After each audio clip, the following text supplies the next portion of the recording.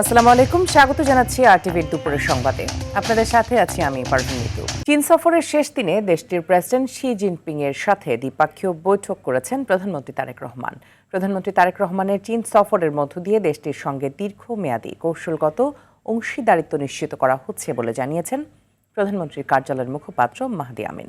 প্রধানমন্ত্রীর উপদেষ্টা হুমায়ুন কবির জানান, বাংলাদেশের সঙ্গে ঐক্যবদ্ধ থেকে গ্লোবাল সাউথে সুদৃঢ় অবস্থান নিশ্চিত করতে চায় চীন। চীন থেকে জানাচ্ছেন মাইদুর রহমান রুপেল। স্বনির্ভর অর্থনীতি আর সক্রিয় সংস্কৃতির দেশ চীন সফরের শেষ দিনটা প্রধানমন্ত্রী তারেক রহমান শুরু করেছিলেন চীনের জাতীয় বীরদের সম্মান জানানোর মধ্য দিয়ে। 19 ও 20 শতাব্দীতে চীনের স্বাধীনতা, সার্বভৌমত্ব ও সমাজতান্ত্রিক বিপ্লবে প্রাণ বিসর্জনকারী বিপ্লবী বীরদের স্মৃতির প্রতি শ্রদ্ধা নিবেদন করেন প্রধানমন্ত্রী। এরপর সফরের সবচেয়ে গুরুত্বপূর্ণ বৈঠকে যোগ দেন বাংলাদেশ সরকারের প্রধান। চীনের রাজশিক গ্রেট হলে বৈঠকে বসেন বাংলাদেশের প্রধানমন্ত্রী ও চীনের প্রেসিডেন্ট শি জিনপিং। দুই দেশের স্বার্থ সংশ্লিষ্ট বিভিন্ন বিষয় আলোচনা হয় বৈঠকে। ব্যবসায়, বিনিয়োগ, অবকাঠামো উন্নয়নের বিষয়গুলো স্থান পায় আলোচনায়। বাংলাদেশের নদী ব্যবস্থাপনা, সেবা খাত সহ বিভিন্ন ইস্যুতে একসাথে কাজ করতে চায় ঢাকা ও বেইজিং। ঐতিহাসিক রাষ্ট্রীয় সফরের মাধ্যমে আমরা একটি long term strategic partnership Bangladesh এবং চীনের ভিতর বিল্ড হতে দেখেছি। সংবাদ সম্মেলনে জানানো হয়, মিয়ানমারের ভেতর দিয়ে বাংলাদেশ পর্যন্ত বাণিজ্যিক করিডোরের প্রস্তাব দিয়েছে চীন। রোহিঙ্গা প্রত্যাবর্তনে সহযোগিতা করারও আশ্বাস দেওয়া হয়েছে। আঞ্চলিক সামরিক আন্তঃসহযোগিতা বাড়াতে বাংলাদেশের পাশে থাকবে চীন। এই ঐতিহাসিক সম্পর্কের মূল ভিত্তি হবে মিউচুয়াল ট্রাস্ট, রেসপেক্ট, কোঅপারেশন এবং অবশ্যই দুই দেশের নিজস্ব স্বার্থ সংশ্লিষ্ট বিষয়। জানানো হয়, বাংলাদেশ এক চীন নীতিতে বিশ্বাসী। পরে চায়না কমিউনিস্ট পার্টির ঐতিহাসিক মিউজিয়াম পরিদর্শন করেন প্রধানমন্ত্রী তারেক রহমান। এছাড়া ন্যাশনাল পিপলস কংগ্রেসের স্ট্যান্ডিং কমিটির সদস্যদের সাথে সৌজন্য সাক্ষাৎ করেন তারেক রহমান। 5 দিনের সফরের ইতি টেনে দেশের উদ্দেশ্যে বিকেলে রওনা করবেন প্রধানমন্ত্রী। প্রধানমন্ত্রীর চীন সফরের মাধ্যমে বাংলাদেশের সাথে চীনের বন্ধুত্ব সম্পর্ক উন্নয়নের পাশাপাশি ব্যবসায়, বিনিয়োগ এবং কর্মসংস্থান বাড়বে বলেই মনে করা হচ্ছে। বাংলাদেশ তার প্রত্যাশার কতটুকু ছুঁতে পারবে সেটি এখন দেখার বিষয়। মাইদুর রহমান রুবেল, আরটিভি, বেইজিং, চীন। দর্শক, প্রধানমন্ত্রীর সফর সম্পর্কে জানাতে বেইজিং থেকে যুক্ত হচ্ছেন আমাদের সহকর্মী মাইদুর রহমান রুবেল। আমরা সরাসরি যুক্ত হচ্ছি তার সাথে।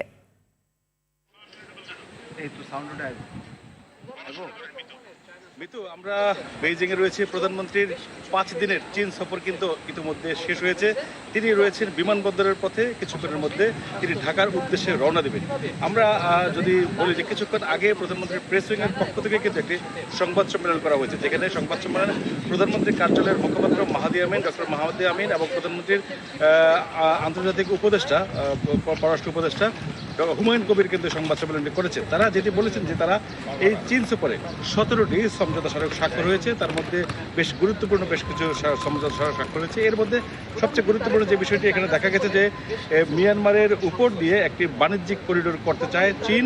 সেই প্রস্তাবটি কিন্তু দিয়েছে সরকারকে এবং সেই প্রস্তাব সরকার রাখবেন কিনা সেটি কিন্তু ঢাকায় গিয়ে বিবেচনা বা বিশ্লেষণ করার পরেই সিদ্ধান্ত হবে। নিশ্চয়ই জানেন যে যুক্তরাষ্ট্র কিন্তু এর আগে মিয়ানমারের একটি মানবিক করিডোর দেওয়ার জন্য আহ্বান জানিয়েছিলেন।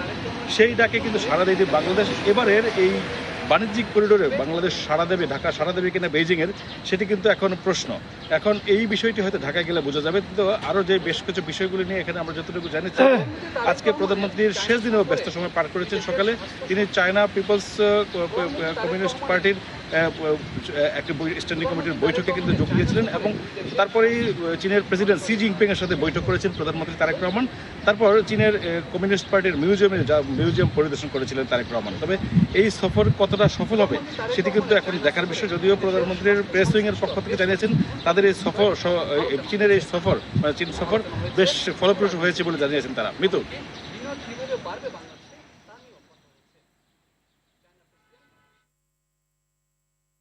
ধন্যবাদ আপনাকে যুক্ত হবার জন্য। গুম হওয়া ঘটনার সাথে আর সম্পর্কিত হতে চান না জানিয়ে প্রকাশ্যে দোষীদের বিচার ও শাস্তি হওয়া উচিত বলে মন্তব্য করেছেন বিএনপির মহাসচিব ও এলজিআরটি মন্ত্রী মির্জা ফখরুল ইসলাম আলমগীর। বলেন, গুম নিয়ে দলীয় রাজনীতি নয়, বিচার চান দোষীদের। আন্তর্জাতিক নির্যাতন দিবস অনুষ্ঠানে তিনি এসব কথা বলেন। একই অনুষ্ঠানে চিফ প্রসিকিউটর আমিনুল ইসলাম জানান ৪২টি পরিবারের গুমের তদন্ত শুরু হয়েছে। আগামী ১ বছরের মধ্যে এই সকল মামলার বিচার শেষ হবে বলে জানান তিনি। আরও জানাচ্ছেন বিপুল দেব রায়। আমার বাবা, আমার চাচুরা দিনের পর দিন, মাসের পর মাস, বছরের পর বছর থেকেছে।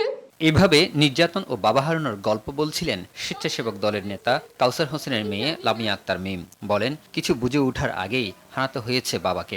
সকালে রাজধানীর কৃষিবিদ ইনস্টিটিউটে আন্তর্জাতিক নির্যাতন দিবস উপলক্ষে মায়ের ডাকের উদ্যোগে আলোচনা সভায় তিনি এসব কথা বলেন।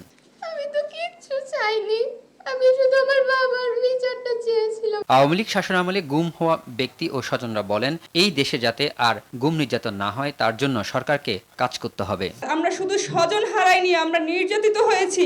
যারা এর সাথে জড়িত ছিল তাদের দৃষ্টান্তমূলক শাস্তি এবং আমরা যারা ভিকটিম আছি তাদের একটি রাষ্ট্রীয় স্বীকৃতি। ৪২টি পরিবারের গুমের তদন্ত শুরু হয়েছে জানিয়ে চিফ প্রসিকিউটর আমিনুল ইসলাম জানান, ১ মাসের মধ্যে তদন্ত শেষ করে দোষীদের বিচারের মুখোমুখি করা হবে। ৪২টি পরিবারের গুমের তদন্ত আমি অত্যন্ত জোরালোভাবে আমি শুরু করেছি। আশা করছি ইনশাআল্লাহ আমি ১ মাসের মধ্যে শেষ করতে পারব। ফ্যাসিস্টদের বিরুদ্ধে সবাইকে ঐক্যবদ্ধ থাকতে হবে বলে জানান ডেপুটি স্পিকার কাইসার কামাল। বাংলাদেশ যেন আবারও কখনো কোনো সময়ে ফ্যাসিস্টের মুখোমুখি হতে না হয়, সেই জন্য সবাইকে আমরা ঐক্যবদ্ধভাবে কাজ করব। বর্তমান সময়ে কোনো গুম ও নির্যাতনের ঘটনা ঘটলে এর দায় বর্তমান সরকার এড়াতে পারবে না বলেও জানান এই মানবাধিকার কর্মী। মংলায় যে ঘটনাটি ২ মাস আগে ঘটেছে, এটির কিন্তু সরকারের দায় রয়ে গেছে। আইন শৃঙ্খলা রক্ষাকারী বাহিনী দ্বারা যদি এই ঘটনাটা ঘটে থাকে তাহলে তাদেরকে দৃষ্টান্তমূলক শাস্তি এখনই দিতে হবে। বিএনপি মহাসচিব ও এলজিআরডি মন্ত্রী জানান, গুম নিয়ে দলীয় রাজনীতি চান না, বিচার চান দোষীদের। আমরা আর এই গুম হয়ে যাওয়া ঘটনাগুলোর সঙ্গে সম্পৃক্ত হতে চাই না ভবিষ্যতে। আমরা এই সব গুম হওয়া, অত্যাচারিত, নির্যাতিত, এগুলো নিয়ে কোনো দলীয় রাজনীতি করতে চাই না। এ ব্যাপারে আমরা সবাই এক। গুম নির্যাতন দেখা গেলে সবাইকে সমবেতভাবে প্রতিবাদ করতে হবে জানিয়ে মির্জা ফখরুল আরও জানান, গুম হওয়া পরিবারদের জন্য ভাতা রাখার ব্যবস্থা করা হবে। তার গুম হয়ে পরিবারগুলোকে কেন ভাতা দেওয়া হবে? বিপুল দেব রায়, RTV, ঢাকা। সরকার একজনকেও পুশিন হতে দেয়নি, সীমান্তে বিজিবি সতর্ক রয়েছে বলে জানিয়েছেন স্বরাষ্ট্রমন্ত্রী সালাউদ্দিন আহমদ। সকালে আন্তর্জাতিক মাদক বিরোধী দিবস অনুষ্ঠানে সাংবাদিকদের প্রশ্নের জবাবে এ কথা বলেন তিনি। মন্ত্রী আরও বলেন, বেনজির আহমেদের বিষয়ে দুবাই সরকার নথিপত্র চেয়েছিল, যা ৩ দিনের মধ্যে পাঠানো হয়েছে। তবে এরপর আরব আমিরাত সরকার থেকে আর কোনো তথ্য পায়নি সরকার। দীপ্তচন্দ্র পালের রিপোর্ট। আন্তর্জাতিক মাদকদ্রব্যের অপব্যবহার ও অবৈধ পাচার বিরোধী দিবস উপলক্ষে আলোচনা সভার আয়োজন করে মাদকদ্রব্য নিয়ন্ত্রণ অধিদপ্তর। অনুষ্ঠানে সংস্থাটির মহাপরিচালক মাদকের ভয়াবহতা তুলে ধরে সবাইকে সচেতন হওয়ার আহ্বান জানান। ব্যাপক জনসম্পৃক্ততা, সামাজিক আন্দোলন, সকলের ঐক্যবদ্ধ প্রচেষ্টার মাধ্যমেই একটি মাদকমুক্ত বাংলাদেশ গড়ে তোলা সম্ভব। এ সময় প্রধান অতিথির বক্তব্যে স্বরাষ্ট্রমন্ত্রী বলেন, সীমান্তে ভারত যেভাবে পুশিনের চেষ্টা করছে তা যথাযথ নয়। যদি কোনো বাংলাদেশি সেখানে থাকে তাহলে পররাষ্ট্র মন্ত্রণালয়ের মাধ্যমে তালিকা দিতে পারে ভারত। পুশিন ঠেকানোর জন্য সতর্ক আছে আমাদের বিজিবি, খুব প্রশংসনীয় কাজ করছে। ডিপ্লোম্যাটিক্যালি তাদেরকে আহ্বান জানিয়েছি, যদি সেরকম কোনো বাংলাদেশি নাগরিক সে দেশে অবস্থান করে থাকে তাহলে পররাষ্ট্র মন্ত্রণালয়ের মাধ্যমে তাদের তালিকা যেন প্রদান করে, আমরা তাদের ন্যাশনালিটি ভেরিফাই করব। বেনজির ইস্যুতে মন্ত্রী বলেন, দুবাই সরকার নথিপত্র চেয়েছিল, সেগুলো 3 দিনের মধ্যে পাঠানো হয়েছে। পররাষ্ট্র মন্ত্রণালয়ের মাধ্যমে সেটা ইউই গভর্নমেন্টের কাছে গিয়েছে, আমাদের এমবাসি ইউই গভর্নমেন্টের কাছে হস্তান্তর করেছে কয়েকদিন আগে। ইউই গভর্নমেন্টের তরফ থেকে আমাদেরকে কিছু জানানো হয় না, আশা করি খুব শিগগির জানানো হবে। এছাড়াও হাদি হত্যা মামলার 3 আসামি ভারতে গ্রেপ্তার রয়েছে জানিয়ে মন্ত্রী বলেন, তাদেরকে দ্রুতই দেশে ফিরিয়ে আনা হবে। ভারত সরকারের কাছে তাদেরকে ফেরত পাওয়ার জন্য, রিপেট্রিয়েট করার জন্য এক্সট্রাডিশন চুক্তি মোতাবেক প্রয়োজনীয় কাগজপত্র এবং ওয়ারেন্ট সহকারে আমাদের কাগজপত্র তখনই পাঠিয়েছি। আশা করি তাদেরকে আমরা ফেরত পাবো। মাদকদ্রব্য নিয়ন্ত্রণ অধিদপ্তরকে আরো কার্যকর ও আধুনিক করতে কর্মকর্তাদের 9mm অস্ত্র দেয়া হবে। পাশাপাশি প্রযুক্তি নির্ভর সক্ষমতা বাড়িয়ে মাদক পাচার ও ব্যবসার বিরুদ্ধে কঠোর অবস্থান নেয়ার কথাও জানান তিনি। দীপ্তচন্দ্র পাল, RTV, ঢাকা। ফ্যামিলি কার্ড কাউকে খুঁজতে হবে না, ফ্যামিলি কার্ডই পৌঁছে যাবে প্রাপ্যদের দোরগোড়ায়, এমন মন্তব্য করেছেন সমাজ কল্যাণ, নারী ও শিশু বিষয়ক মন্ত্রী ডাক্তার AZM জাহিদ হোসেন। সকালে দিনাজপুর শহরের বাংলা স্কুল প্রাঙ্গণে মা ও শিশু সহায়তা কর্মসূচির নিবন্ধন ক্যাম্পের উদ্বোধনী অনুষ্ঠানে তিনি এসব কথা বলেন। এ সময় তিনি আরো বলেন, অর্থের অভাবে কেউ যেন শিক্ষা থেকে বঞ্চিত না হয়, চিকিৎসা সেবা থেকে বঞ্চিত না হয়, সেই বাস্তবতা নিশ্চিত করতেই বর্তমান সরকার সামাজিক নিরাপত্তা কর্মসূচিকে আরো কার্যকর ও প্রযুক্তি নির্ভর করে তুলছে।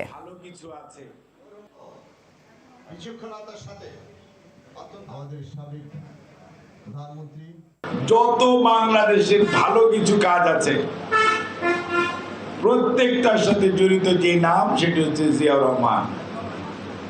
এই যে এখানকার মেডিকেল কলেজ জিয়াউর রহমান সাহেব চিন্তা করেছিলেন, অনেকে পরে পাথর তুলে ফেলে দিয়েছে, কিন্তু দেশনেত্রী বেগম খালেদা জিয়া আবার সেই পাথর এখানে দিয়েছে, এখন মেডিকেল কলেজ আছে।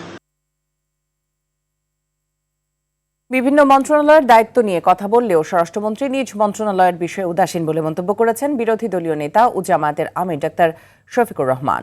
সকালে জামায়াতে ইসলামীর মজলিসে শুরার উদ্বোধনী বক্তব্যে তিনি বলেন, জনগণ যে ফ্যাসিবাদী ধারার পরিবর্তন চেয়েছিল, সরকারি দল জনগণের সেই গণভোটের মত ও মৌলিক সংস্কারের বিষয়গুলো অগ্রাহ্য করেছে, তবে তার দল অগ্রাহ্য করবে না। এছাড়া সরকারকে নিজেদের দায়িত্ব সঠিকভাবে পালন করার আহ্বান জানিয়ে ভালো কাজে সহযোগিতা করার আশ্বাস দেন। এ সময় জুলাই সনদ ও গণভোটের রায় বাস্তবায়নে দেশবাসীকে সাথে নিয়ে প্রতিরোধ গড়ে তোলা হবে বলেও সরকারকে হুঁশিয়ারি দেন বিরোধী দলীয় নেতা।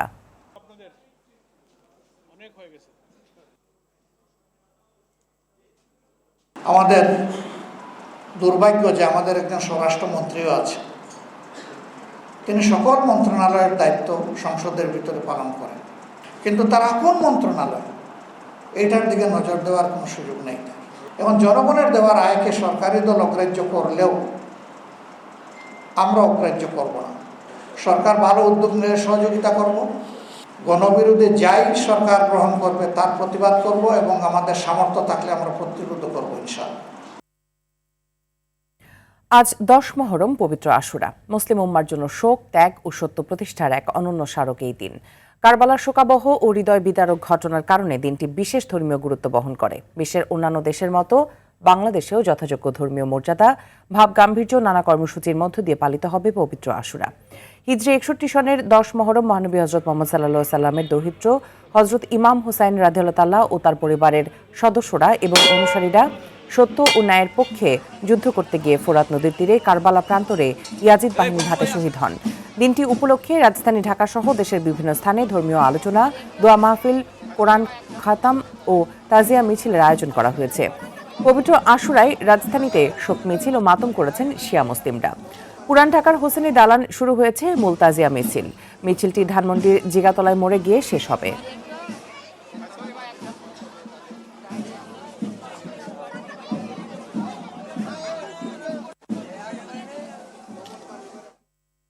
ঢাকা উত্তর সিটি কর্পোরেশনের এলাকা ভাগ করে রসিদ দিয়ে চলে কোটি টাকা ময়লা বাণিজ্য। বিএনপির নাম ভাঙিয়ে গুলশান এলাকায় কর্পোরেশনের নির্ধারিত অঙ্কের সাথে 3.5 গুণ অর্থ ওঠানোর অভিযোগ যুবদলের এক নেতার বিরুদ্ধে। এদিকে বেতন ছাড়াই কাজ করতে হয় বলে অভিযোগ ময়লা সংগ্রহকারী অনেকের। ময়লা বাণিজ্য নিয়ে AR বাদলের ধারাবাহিকের আজ দেখুন দ্বিতীয় পর্ব।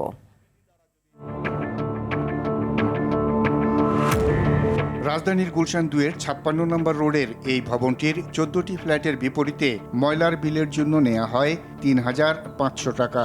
সিটি কর্পোরেশনের নির্ধারিত অঙ্কের চেয়ে যা 2,500 টাকা বেশি। যারা নিচ্ছে এটা হলো মনে হয় দলীয় লোক, কিন্তু এটা সিটি কর্পোরেশনের লোক না সম্ভবত।